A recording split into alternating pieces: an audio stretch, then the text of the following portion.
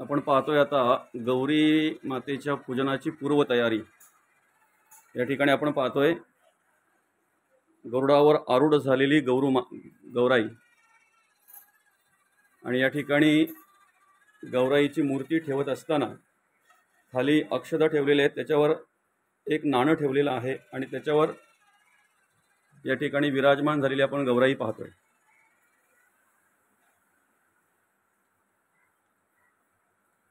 बाजूलाच कलश आहे, कलशामध्ये अक्षदा, हळद, कुंकू, नाणं, सुपारी आणि एक फूल ठेवलेलं आहे। वरती आंब्याची पानं ठेवून आणि श्रीफळ ठेवलेलं आहे। बाजूलाच तांबणामध्ये नवग्रहांची स्थापना केलेली आहे। बाजूला 5 फळं आहेत, तिकडे एक श्रीफळ आहे, इकडे समई आहे।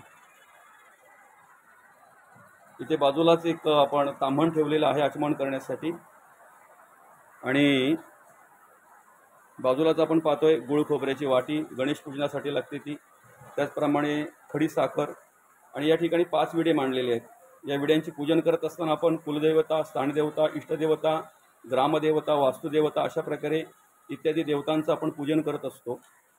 आणि त्याचप्रमाणे या ठिकाणी घंटादेवता आहे, दीपदेवता आहे, समई आहे, या ठिकाणी श्रीफळ आहे। अशा प्रकारे ही गौराईच्या पूजनाची पूर्वतयारी आपण पाहतोय।